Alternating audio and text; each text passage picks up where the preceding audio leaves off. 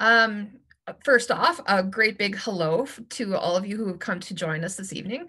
Welcome to the second installment of Luke's Legacy Research Rounds, and we're really happy that you decided to join us for this little social experiment. And my name is Rachel Martins, and I will be your host this evening alongside Dr. Kinga Pozniak. Now, for myself, I am both a parent.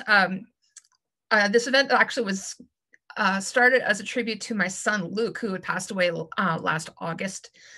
Its purpose was to put relevant research in the hands of families. And my son was someone who lived his life with a deeply felt set of values and things like that. And a lot of them aligned with collaboration and connection and trust.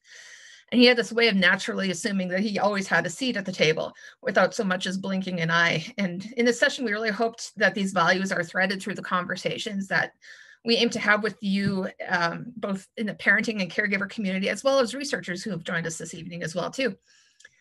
I'd like to take an opportunity to briefly thank our hosts, which is CanChild Center for Childhood Disability, as well as Kids Brain Health Network. Luke's Legacy Research Rounds is, in fact, an extension of their collaborative program, the Family Engagement and Research course. And this course aims to bring families together with researchers to learn more about partnering together more effectively in the development of research. Whew. I feel like I'm new to English today. Next slide, please. And it's the reasons why we need a course like this that brought us together this evening. Life comes with a lot of added demands. And so when someone approaches you with yet another opportunity for something to do, I think we all sort of look at why it's important to be buying into yet another task to add to your life. Partnering in research has had meaningful effect for everyone here on the team today, not to mention the effect that it has on the research itself when you do commit to bringing lived experience into the work that you're doing. So the Family Engagement and Research course itself is a 10-week course that combines both parents and as well as researchers in the same learning space and working to prepare both for to be ready for collaboration and research. And you can see by our poll today that we have quite a mix, but mostly parents this evening. So that's wonderful. As you know, why we're here tonight is probably represents a variety of experiences, as we can see from the poll there as well. For people who might have either had prior experience with patient-oriented research or are entirely new to the concept. And while you guys are adding yourself for an introduction, if you haven't done so already, by all means, please feel free to do so in the chat box there. We would love to hear more about where you are from and what brought you here this evening. And if you're entirely new, that's okay too. And if you're streaming this on Facebook as well, you can feel free to do the same in the Facebook chat. And I'm going to hand over the next slide to Donna, who is a part of our team. Thank you. Thank you so much, Ray.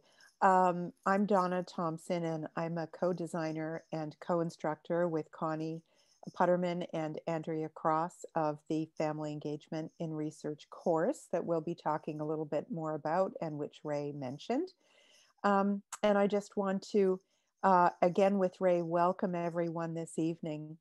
And I'd like to introduce the members of our presentation team, or rather invite you to introduce yourself. So Connie, would you like to introduce yourself? Sure. Thank you, Donna, and welcome everyone. I'm Connie Putterman, and I'm a longtime parent partner in the autism research and neurodevelopmental research world, and teamed up, I think it was in 2017, with Andrea and Donna to co-create, design, develop, and instruct the Family Engagement and Research course, which has now grown and have been a very passionate and strong advisor advocate for family engagement in research. So welcome everyone, and nice to see you here tonight. And I hope you'll take away something about why we do this work with this lecture. Thank you so much, Connie. Andrea, would you like to introduce yourself?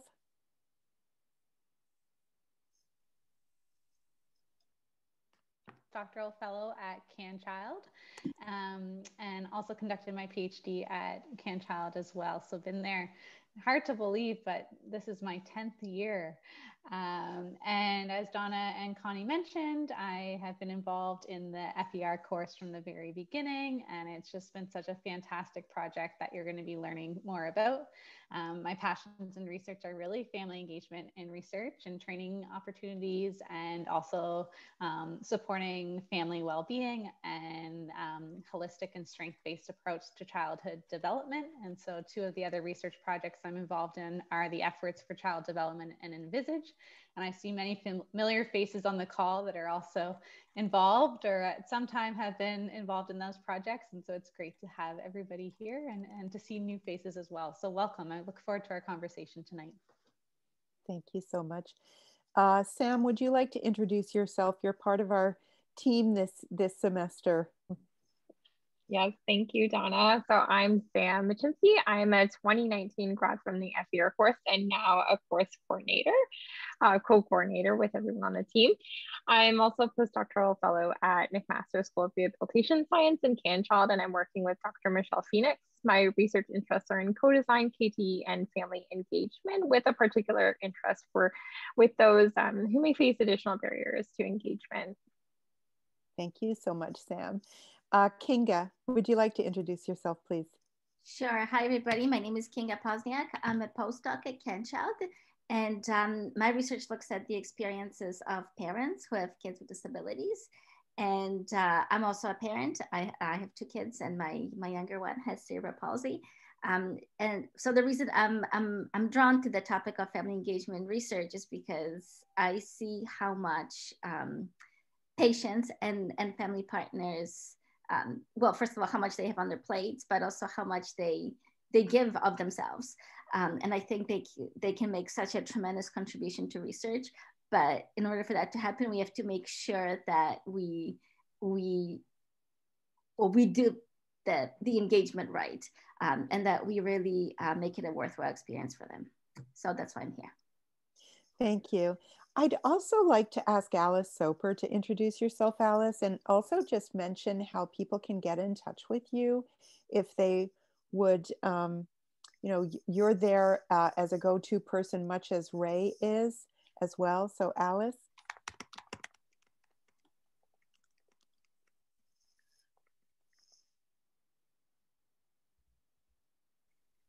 I think Alice might be troubleshooting our Facebook. She's muted. Sorry, I was muted the whole time. Oh, okay.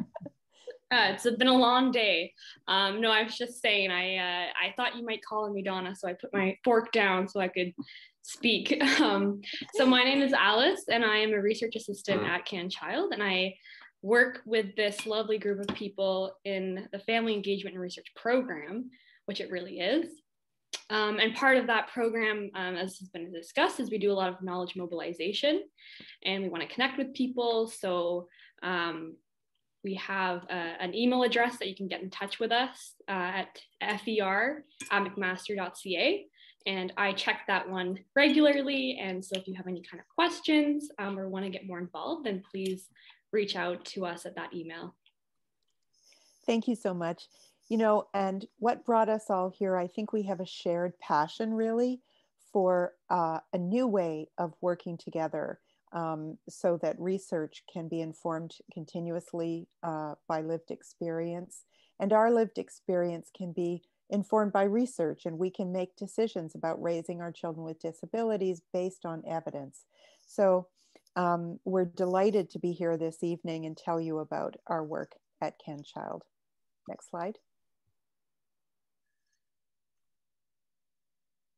So the Family Engagement and Research Training Program is something we want to tell you about this evening. First and foremost, in the kind of training that we offer is the Family Engagement and Research course. Connie, Andrea, and I came together, I think it was in 2016 or 17, somewhere around there. And we all collectively identified, first of all individually and then collectively, we were nodding our heads saying there really should be a training course in how to work together. parents of children with disabilities working with researchers in partnership on research teams to continuously feed lived experience into research and research back into lived experience. So we were experimenting with the idea of a training course. We eventually wrote the curriculum for our course, and many people I recognize here this evening have actually taken the course. So we, welcome everybody who are course graduates here tonight.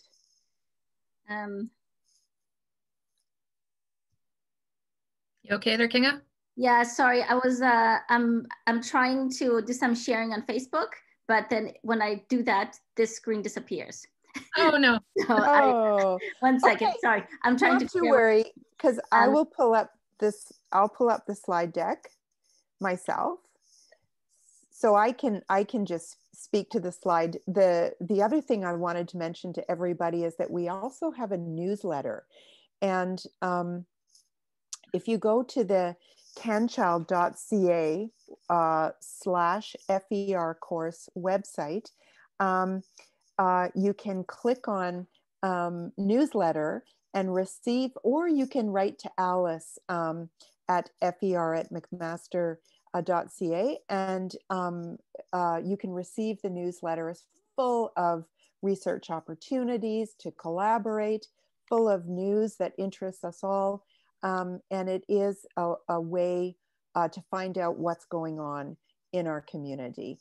And over to you, Rachel. For sure. And I think one part that is a little bit different than, and quite unique, actually, I should say that would be a better descriptive word for that, is that it's to understand partnership and research really honestly is an ongoing process in order to figure out how to do it well. And within every project, it's a unique experience unto itself. And so my position within the course is actually as a research engagement strategist. So that looks differently for researchers and my relationship in that way versus what it looks like for parents. Those both come with very unique expectations and needs and things like that I work towards addressing.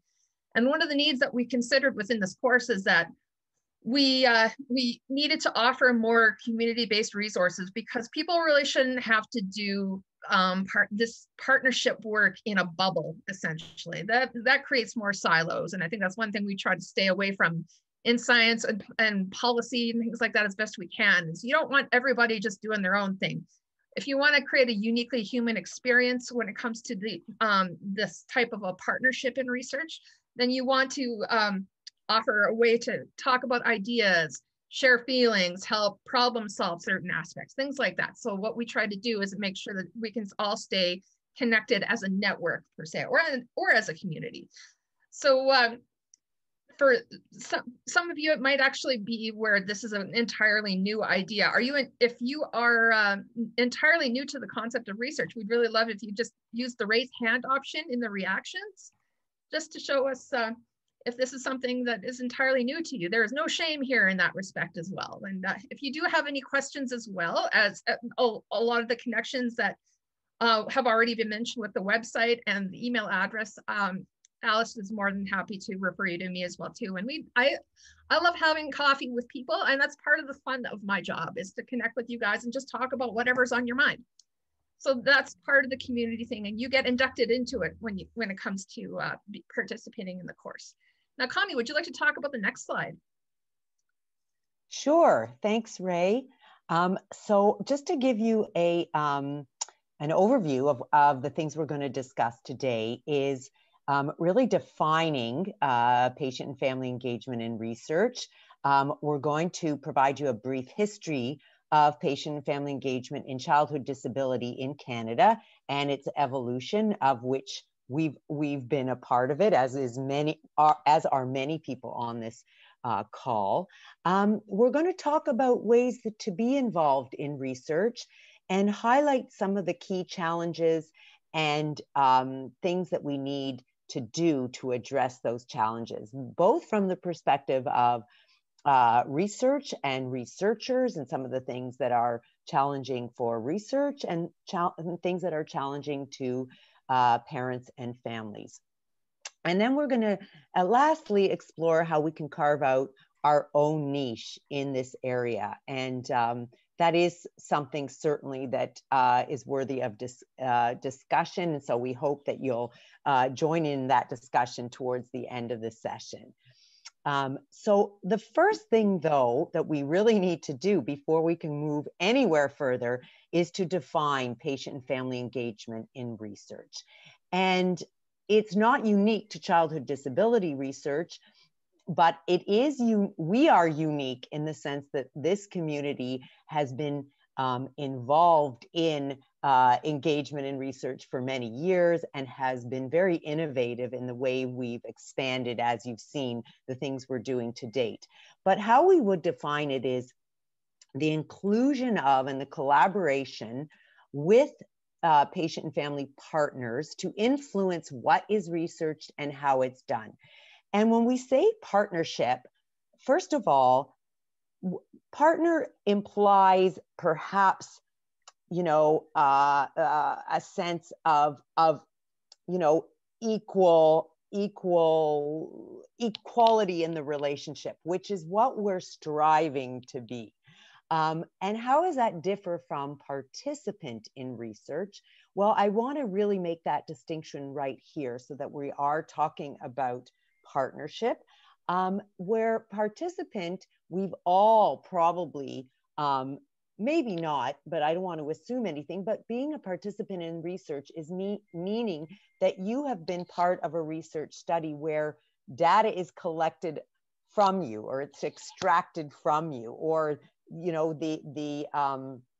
you're being studied as a subject.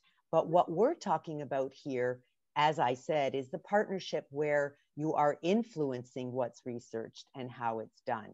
And it's a commitment to forming and maintaining that authenticity within that partnership in order to make it genuine. And it's throughout the time that you are engaged in that research project. So that's our overall definition. And I love this definition. I also really like what Donna said about the idea of lived experience being part of research, and that research becomes part of family members' lived experience. So it's a reciprocal give and take and benefit to both research and family partners. So next slide, please. What's important here about this slide is that there is no pop quiz on the organizations listed here at the end of this session. That's number one. The other part here is that it's not so much about the names, but rather the dates. The reason that we wanted to share this is that, believe it or not, partnering in research is actually a fairly new concept in Canada. Very little happened actually in advancing it before 2010. And so over time, you do get to know these systems, and you got to kind of, in some respects, I find a lot of parents feel that they have a need to kind of feel like they're a little bit cool being around all these scientists and things like that. Ask questions. It's okay. It's okay to learn about these things from the people that you work with, because when you start asking these questions, that's how you build these relationships, and they last a long time. And it's a wonderful opportunity to get to know how these bigger systems help at the end of the day. And so, but we can assure you, basically, as I said, there's no quiz at the end of this. You will get to know what it means. And so we're still learning about what it means to do this process here as well, too. And Connie, would you like to do the next slide? Sure. So there are many ways to get involved in research. And we really like and use this framework that Ontario Brain Institute developed a few years ago. And I do remember sitting in on the meetings where there were family members and researchers talking about all these ways to get involved at an Ontario Brain Institute event. And I want to illustrate that this is a very sort of snapshot of the research process. It's a very simplified version of the research process, but what it really illustrates are the various stages of research, from planning the study, recruiting, actually doing the study, analysis, and dissemination. And it outlines the different stages and actually gives some examples of things that family partners, patient partners can actually get involved with. There's various roles at every one of those stages, and it's not an exhaustive list.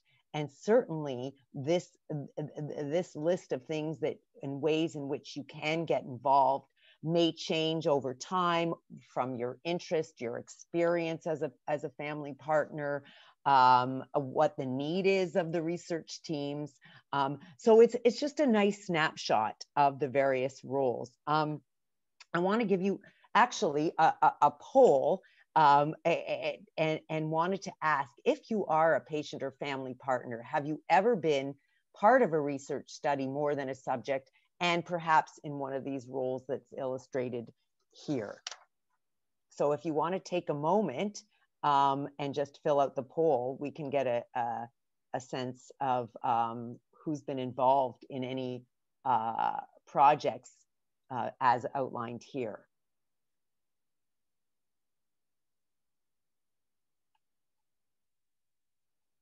So I'll give it another minute and we'll see if their results come up.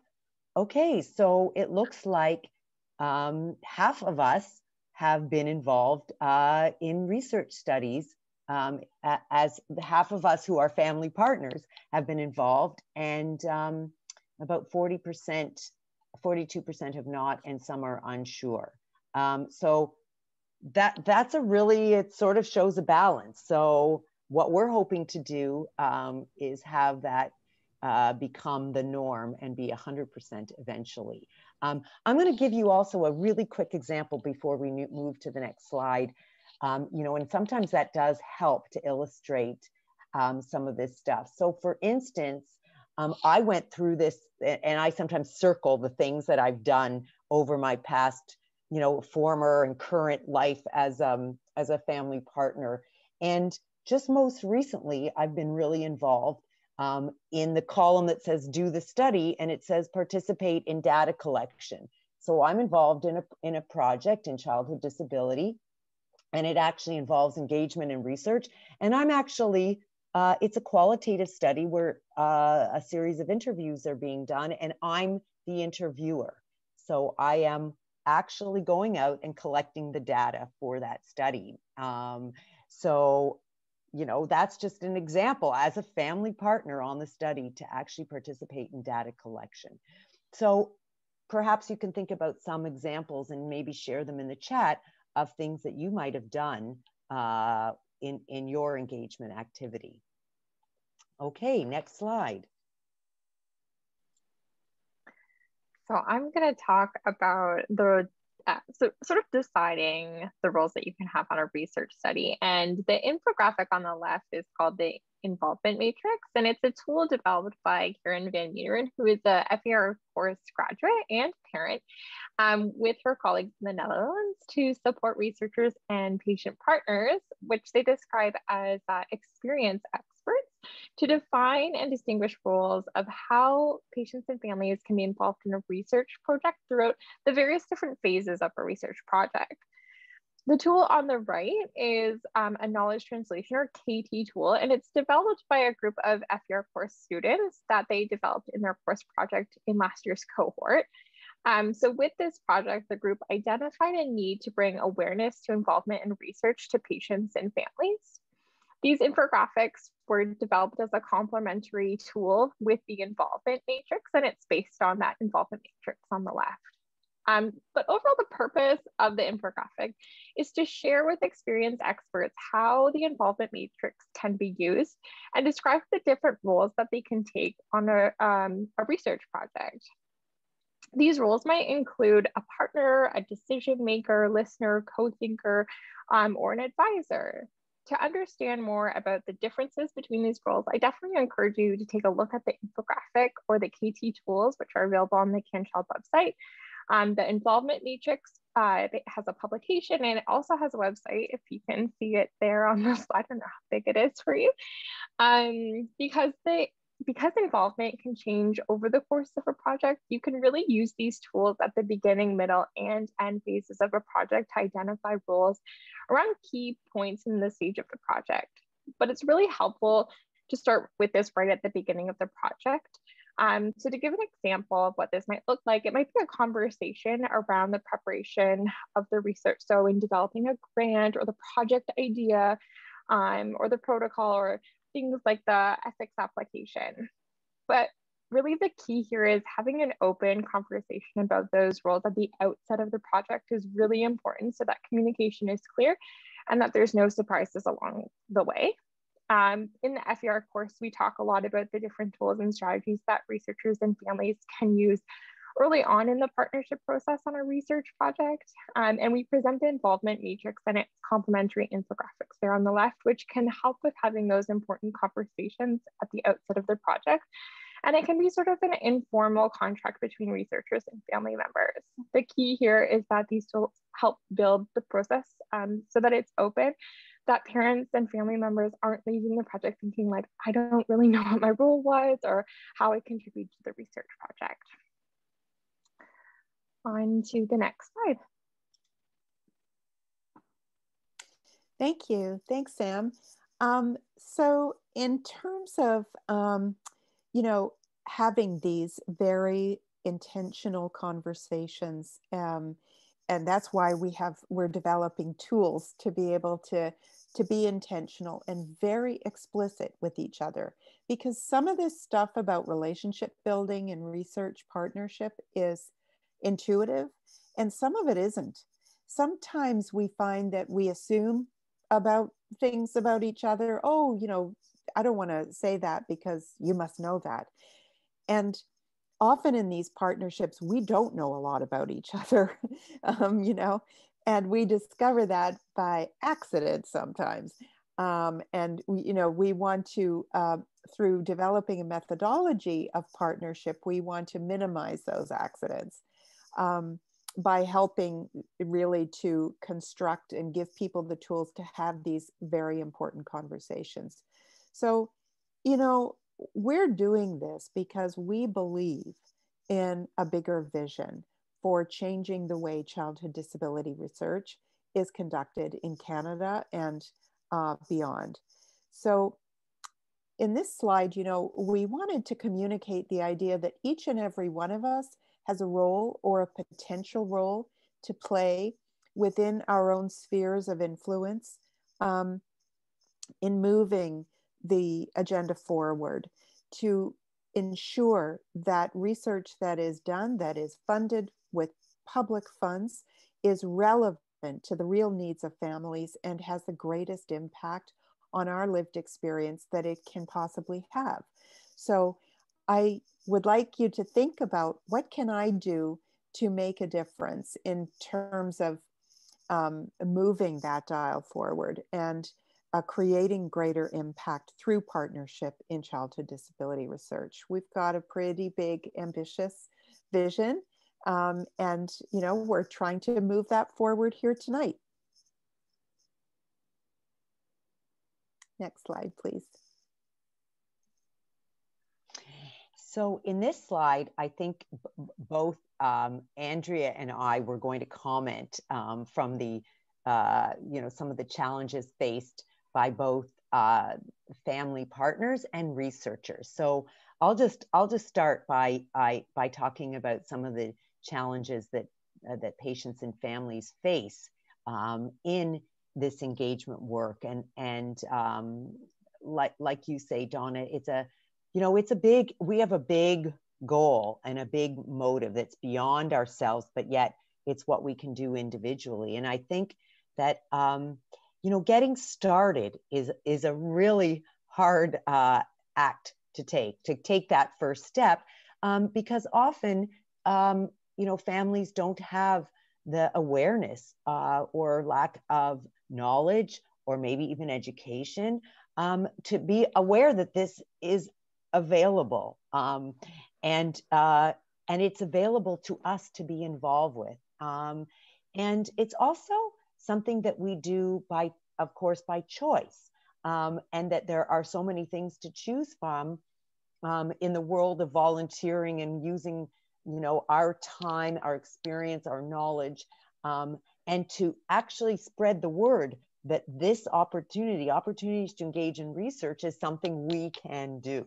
I always talk about how I want to just stand up on the top of a, CN Tower and say, you can do this.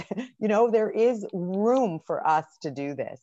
Another challenge that I think families face, is the feelings of and the realities of power imbalances between researchers and families. And certainly we know and understand that the culture of research is a closed culture. It's opening up more and more, and that's that's why we can be here. But there's still power imbalances when you come in as a volunteer, and often we've heard the term oh, I'm just the parent, and there's that intimation that your lived experience doesn't have value. Well, engaging in research is about more than just your lived experiences. Everything that you're bringing to the table with your perspective, the framing, your questions, your knowledge. So that's a hard one. That's constantly something that in this community we're challenged by. I think lack of clarity of roles is really, really something difficult for family members as we wait to be told, okay, what is it you want us to do? And it isn't until you start to understand the impact and the role that you can have and how it's fluid in many senses that you can come to that clarity. So it's okay to be fuzzy at first, but it's always searching for and asking questions to help define and come to a clarity of the role that will help you in your engagement. And of course, the cost of participation and partnering. As I said, we're making choices of what to do with our time, and there is a cost in terms of opportunity costs of what you're doing with participating and partnering. Yet there's benefits too, but there's also emotional costs, and sometimes we don't always think about the emotional triggering that it might have for engaging, and that we're aware of and go into the engagement opportunity aware of some of those things that might come up. But I always think that the more prepared that I am for an engagement, and the more I really believe that my experiences and shared stories have value, then for me, there's a much more benefit than costs. And maybe I'll turn it over to Andrea to talk a little bit from the research perspective, some of the challenges. Thanks, Connie. And as you can see, there's a lot of similarities between the researchers and the families in terms of the challenges that we face. So lack of an education and awareness for researchers as well. And as Donna mentioned in the beginning, that's where the FER course started. Donna and Connie had both been engaged as parent partners for a number of years in research and hadn't received training in it. And at the time I was doing my PhD, and while I had fabulous mentorship and was learning as I was going, and I was fortunate to work with great family partners, I hadn't received any formal training either. It wasn't part of any of our graduate student or undergraduate student work that we did. And so we recognized that, this lack of education and awareness is on both sides. And over the last 10 years, we've seen a huge increase in education and awareness, and lots more, courses are being developed and tools are out there, but there's still a long way to go, and much more training that's needed. And I think that what's great is the FER course has brought families and researchers together, and we're learning together how to do this. We're having conversations together, and that's at the heart of family engagement and research. And so it's a really incredible thing. Same with families, the lack of time and resources to involve patients and families. So, researchers are also, very busy, lots going on. Usually turnaround times for grants are quite quick, and they may not have funding, especially, graduate student researchers may not have funding with a project. And so, they're nervous to try and do family engagement research because we don't have the funding at that level to, to pay families and patients. And What I'd really encourage you is that, you know, family engagement research, it does take time, but the investment of that time is so well worth it. But you need to start developing relationships early on. You can't, you know, see a grant call and then decide that you're going to start to do family engagement research. So, you know, it takes a long time to develop relationships between families and researchers. And it's such an important investment of that time, that critical at that beginning phase. But we're also seeing, so there's lack of resources, but we're seeing as patient-oriented research is gaining attention, more resources are being put towards this. And so, you know, when we're applying for grants, we're putting in our grants funding, not only to compensate and pay patient partners for their time, but we're now starting to put in compensation or funding for them to take training in family engagement and research. So we're seeing this shift that's happening. Again, a lack of clarity. Researchers too, it's a new way of doing research. You know, some people have been doing this for a long time, but not necessarily studying it and trying to understand the process of family engagement research or how we could do it better, more, and really be meaningful in our engagement. So there's that lack of clarity. And so there's a lot, and that kind of goes with lack of comfort. So we talked about the importance of really talking about, you know, and having these open and honest and transparent conversations about what are our roles and responsibilities? What does everybody bring to the team? How do you want to be involved? And I just encourage you to, if you are going to join a research team, as Rachel said, don't be afraid to ask questions. You know, questions are a great thing. Maybe sometimes we don't have the answers, but I can tell you, working together, we'll go and try and find those answers. And then lastly, the sustainability and commitment. You know, research projects have life cycles of, you know, you get a grant for a few years. And so, and the same time, sometimes in a research cycle, there's times where there's lots of things going on. And then there's times that there's not as much happening as we're waiting for ethics approval or we're waiting for something to happen. And so how do we continue to work together and continue that engagement, both within the research project and afterwards? So I'm going to stop there. Hopefully you can't hear the crying in the background. It's bedtime. And turn it over. Who am I turning to? Connie? To me, actually. Ray. Yeah. I'll turn over to Ray. Andrea's got some very sad office mates right now. But anyways, the next question that I wanted to ask you guys actually is to start a bit of a conversation about what it takes to move forward. And I really wanted to offer this question to Connie and Donna, as it is a big question to ask, I think, in a lot of respects, but perhaps we can share a few short insights here. Sure, I'll go ahead, like just to start. I mean, you know, I think in this slide, there's a lot of really good points. And I was thinking about it, you know, before we came on tonight. And one of the things is about this commitment to relationships, like that it takes that kind of commitment, like a commitment to investing in the relationships and in the building of those foundations of trust. And, you know, we didn't talk explicitly about the core foundations of engagement, which really are, you know, partnership, relationship building, transparency, in order to get authenticity. And I think it's making the choice and making the decision to commit to doing this work. Now you need a lot of those other things up, you know, the knowledge about the research process,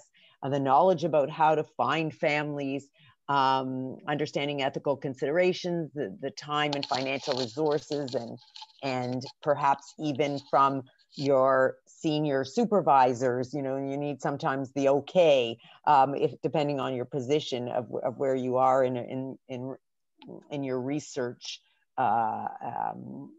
career. But I really think it's that commitment to those core principles. And maybe Donna, you want to share some of your insights? Yeah, you know, I can't remember who it was who alluded to this earlier, but you know, I wanted to talk about a little bit about this idea that we need to figure out and agree on what is the project that we're doing together.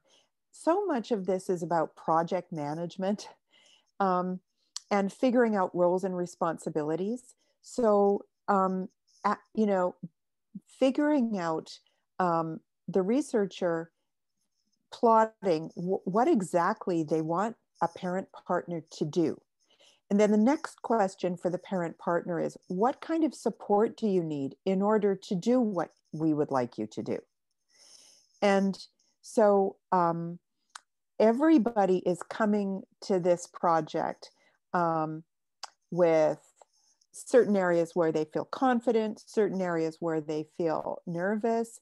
And often what happens is researchers could feel nervous of asking or being very specific about what they would like parent partners to do, because they don't want to impose. They know that parents have huge amount on their plate already, raising children, raising a child with disabilities, and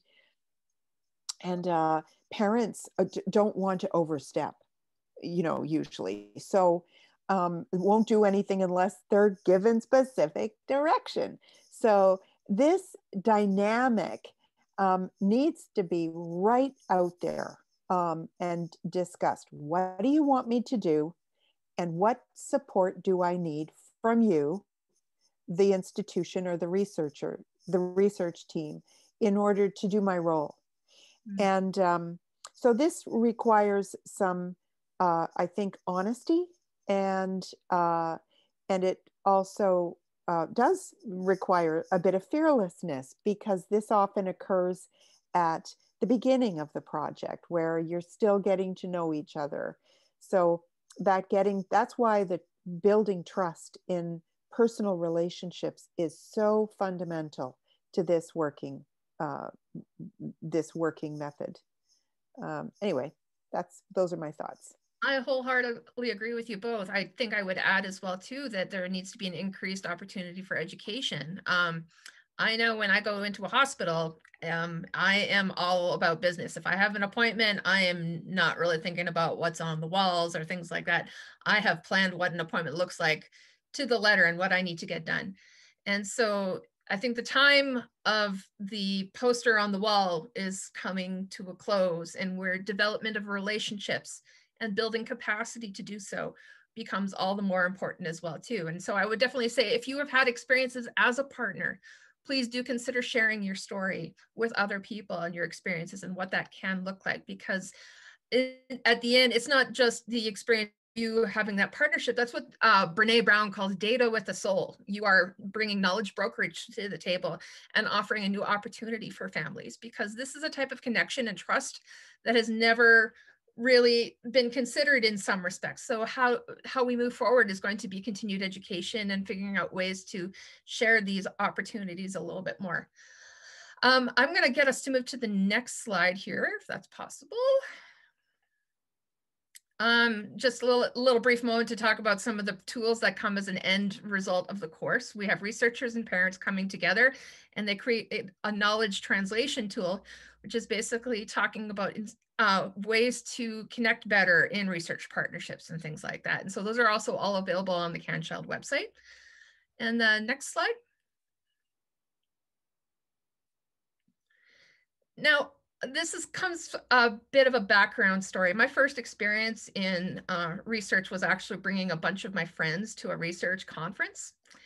And none of my other friends had experiences with that as well too. And out of a whole bunch of conversations, this analogy came into play.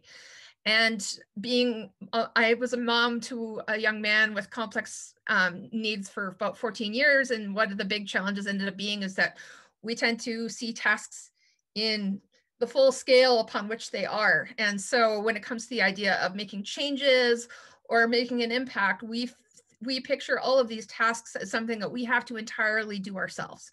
And that's an important message here, because it's not so much about looking at a giant mural and saying, I have to paint this whole thing all by myself. It's only about me and only my efforts.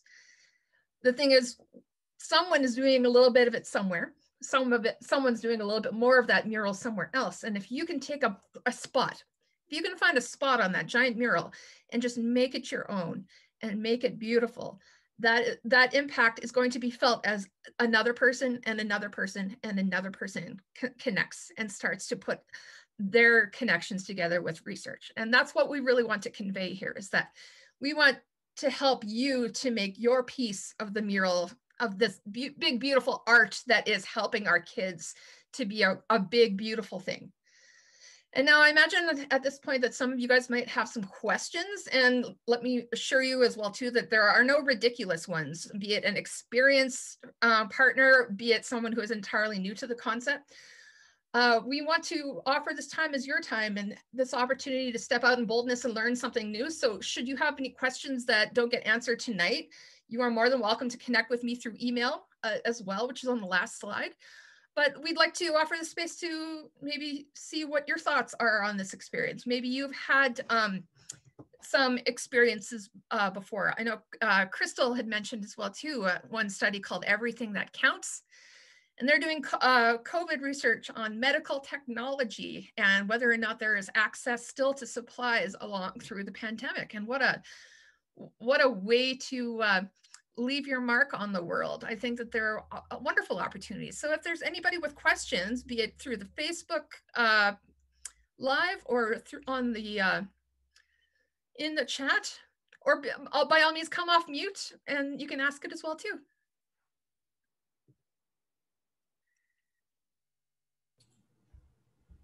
I was actually hoping to know, this is all like very exciting and new to me, but like how do we even go about like connecting with researchers as parents when, I mean, I have a very rare genetic mutation child, and I don't know how to connect with anybody that is doing relevant research, whether it's for my child or something that I can actually be a partner in. That's actually a really great question, Megan. I think it's one that deserves a book unto itself one day. Just to give you kind of a brief version of what can be done, is it is a bit of detective work. One of the first things I usually tell parents is that if you find studies with your child's particular diagnosis, email the author. Or give you can sometimes even do a little detective work and find their schools and things like that. A lot of these researchers, not all of them, mind you, you kind of have to be a little cool with the idea that you might not hear from some people. They like to talk about their work. And when they do so with someone with lived experience, that's a really great opportunity. So that would be the suggestion number one out of a really long list of cool things that can happen. I've actually spoken to the man who coined Ashley's condition. Because there are so few of us in the world that he actually sometimes will contact people personally in our parent group. So he's also from Alberta, fun fact. But yeah, if there's like, if you know about anything, or you can always, we can contact each other too. So, but yeah, it helps to know how to navigate some of those waters and like figuring out where to start, because for someone like you who's been doing this for a while, you might have a little more experience and know where to go. Whereas some of us as parents who are brand new and say, hey, I want to do this. I want to be a better advocate for kids like my child. Like, where do I even go? So absolutely. And, you know, I think that another thing to mention as well is that I think there are organizations that are recognizing the fact that advocates and parents and patients do move things forward. We have that power in a lot of ways. Mm-hmm. And one organization, NORD, which is the North, I'm going to murder this, what the whole thing stands for, North American Organization on Rare Diseases or something to that extent. I think that's it. Yeah, but anyways, what they ended up doing is actually having something called legacy data. So they're actually informing patients on how to create registries, how to connect with people, how to leave information for somebody in the future to understand how to best go through those diseases. And when there's 7,000 rare diseases, this is how you start creating that library of information where you don't just go about living your life unacknowledged, essentially. But lots of really good that stuff. Was us for the longest time too. Yeah. Mm-hmm. I just wanted to quickly jump in because Rachel is also the facilitator of a Facebook group that you might consider joining, you know, I'm parents in part. there. Okay. And because what's happening on that group over time, and Rachel can talk a lot more about it, but is that more and more researchers are also part of the group, and they're posting opportunities for families or parent partners to get involved. So keep a lookout as well from, you'll see, you know, calls for family partners to come on a study. So if something, you know, turns your eye on that, there's a really good way. And that group has grown in by leaps and bounds over the years. So, you know, with somebody like Ray managing it, you know, more and more this kind of way of people finding each other is happening more and more often, where there's a third person facilitating, you know, or a Facebook with that Ray manages, where you can also find opportunities. Mm-hmm. Rachel, am I actually thinking of the correct group? Trying to remember, parents partnering in research would be the one. Nope, then that's nope. my All mistake. right. I'm gonna hook you up later. It'll be good. It'll be fun. You'll love it. Now, with the researchers here, is there anything that you would give as advice to newbie parents who might not have had an experience before? Even grad students, you know, I know you've had connections with families as well. What do you tell people who are new to the idea? I'd echo what people have already said, that we love when people contact us because they have an interest in the areas that we have an interest in. And I saw when Peter laughed when Ray said something about us liking to talk about our research, right? Of course we do, right? We're really passionate about it, and we'd love to hear from families. So don't hesitate to reach out to us individually if there's like a specific researcher or research project that you're interested in. I think that getting involved in communities, so getting involved in the Parents Partnering and Research group, or following Ray, you know, on Twitter, or, you know, social media, there's lots of communities that are focused on trying to partner families and researchers together. So I think that's great opportunities. I think also, like we shared, CanChild, Kids Brain Health Network, Child Bright, there's these networks that are forming in Canada with researchers from across Canada and internationally that are working together and doing research. So getting involved in those networks as well. So we're, you know, speaking from CanChild and Kids Brain Health Network, we're really trying to bring families in and involve you in all different types of ways at an organizational level and as a research project level. And I think that just being here, you know, and getting connected with us, getting connected with Ray, that's a great resource, right? And we can help navigate these new waters for you. And then I think the last thing we've been talking about recently, which is not launched, but people have been asking for some sort of website or database that we can post those opportunities for research involvement. And as a family, you could sign up and receive opportunities to your mailbox. But that would be more general opportunities. So I think it depends if you're looking for a specific research area or researcher who's doing a specific type of research, or if you're looking just to learn more about research, and who knows what doors may open after. So that'd be my— I think a database is a fantastic idea, because then people can sort of sift through how relevant is this to my child, or to what I know in general. Yeah, I think if that's something that is in the works or anything like that, that's a brilliant idea. It's in the brainstorming. So speaking about patient partnership, Rowan, if you would be interested in getting involved, right? So this is how it starts. We start having conversations, and we'd love to hear your thoughts and ideas. Well, I want to thank you all so much for joining us this evening. If there's some thoughts that you'd like to sort through on the subject and things like that, as I mentioned, I'm a big fan of Zoom Coffee. Been doing that a lot. By all means, please feel free to connect with us at FER. Oh my goodness, FER@mcmaster.ca. Did I get that right? Yes, yay. I wrote a paper today and my brain is just mush at this point. But anyways, please do consider joining us next month for what stands to be a fascinating conversation on kids and sleep. I have been connecting with these researchers for a couple of years now, and their work is utterly fascinating to me. And so thank you very much. Enjoy the rest of your week, and we hope to see you next month for that one.